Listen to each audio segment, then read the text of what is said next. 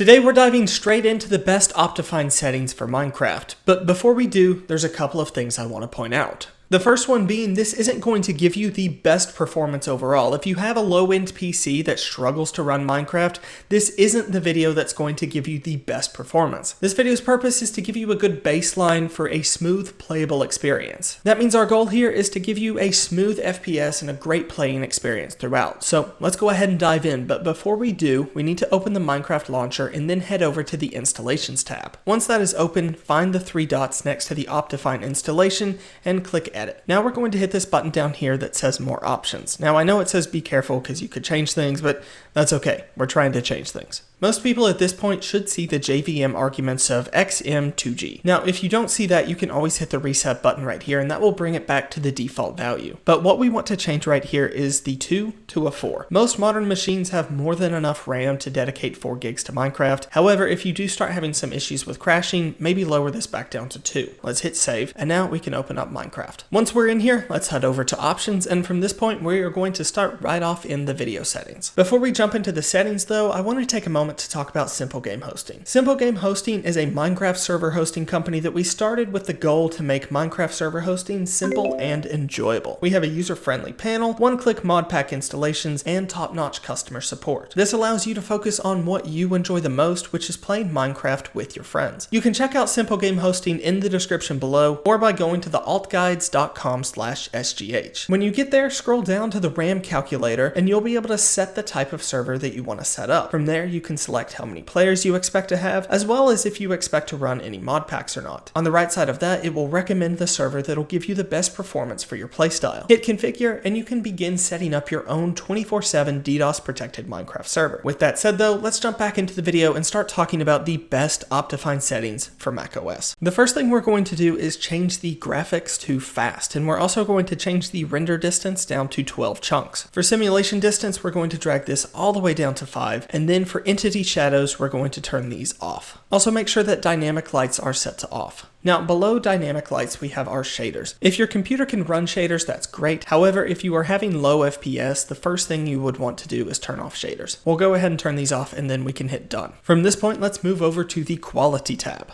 We'll start off by turning MIP map levels all the way down, and then we will make sure that MIP map type is set to nearest. Emissive textures we're going to turn off, and random entities we can have set to on. Better grass, let's have this set to fast, and better snow we will have that set to on. Custom fonts let's turn off. Custom colors we can leave on, but for custom sky we're going to turn that off. Custom items we'll leave on, and for distortion effects we can set that at our own preference. So you can drag this from off all the way up to 100%. FOV effects are also your preference, so you can leave these at 0 all the way up to 100. Now hit done and let's head into the details section. Here you have a choice. You can set clouds to off if you want the absolute best performance, or you can set them to fast. Personally, the clouds don't make a single difference to me in Minecraft, so I just always set them to off because I never look up at the sky anyway. For cloud height, this is really your preference, but if you have clouds off, you may as well just have this off as well. For trees, we'll make sure this is set to smart, and for rain and snow, we'll have that set to fast. Sky we are going to turn off, and stars we are also going to turn off. Sun and moon, we can leave that on, and we're going to turn off fog. For fog start, we can set this to off. View bobbing and tooltips are really up to you. For this video, I'll just leave both of them on. Autosave indicator, we can have that set to on or off. The preference is really up to you. And swamp colors we can have set to on as well. For vignette, we're going to set this to fast. And for alternate blocks, we're going to have that set to on. Entity distance, we're going to turn down to 50%, and biome blending, we are going to turn all the way off. Once you have all of that set, hit done, and then from this point we'll head into the performance tab. For render regions, we can leave that on. Fast render we're also going to have on. Smart animations, we can set those to on. And for fast math, we can have that set to on as well. Smooth FPS is something that I would recommend leaving on if you are having big spikes in your FPS. This will essentially mean that your spikes in FPS will not be as high, but they also won't dip as low. For smooth world, we're going to turn this on. However, you can turn it off if you want to see the highest max FPS you can get. Chunk updates we'll leave at 1, and for dynamic updates we'll have those set to on. And the last two on this page, lazy chunk loading we'll have set to on, and for chunk builder let's have this set to semi-blocking. Hit done, and then from this point we can dive into the animations tab. Now if you're looking for the best performance overall, you can hit all off. And if you're looking for the best visuals overall, you can set this to all on. Personally, I like a mix of the two, so I'm going to set this automatically to all off, but then I'm going to turn on, at this point, the portal particles. I'm also going to turn on smoke, lava, and fire. Let's hit done, and then let's head into the other tab.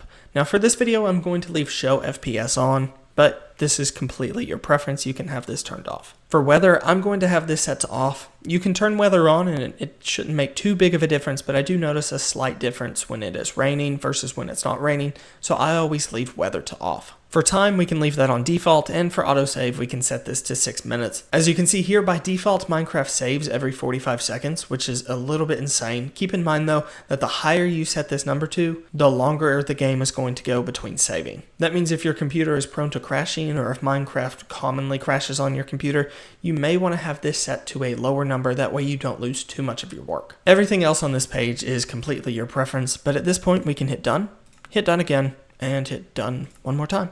Now, let's dive into a world and figure out what our FPS is. For this video, I'll jump on my server that is hosted with SimpleGameHosting. You can find a link to them in the description below, or thealtguides.com/SGH. And as you can see, we are getting some insanely good FPS. We are getting about a peak of 200, 300. When we're not moving, we can get up to 300 FPS. I'm really happy with this. Because this FPS is so high, what we could do at this point is head in, maybe turn on shaders, but all things considered, this is a great starting point. From here, you can really customize all of these settings to make them your own, and you have a great baseline to make your game even more stunning. For example, if we go back into options, video settings, shaders, and we turn on shaders, even with shaders, I'm still maintaining above 60 frames per second. I hope you enjoyed this video though. If you did, be sure to leave a thumbs up, but also don't forget to check out SimpleGameHosting, the first link down in the description below, where you can get your own 24-hour DDoS Protected Minecraft server. Thanks for watching again, and I will see you in the next video.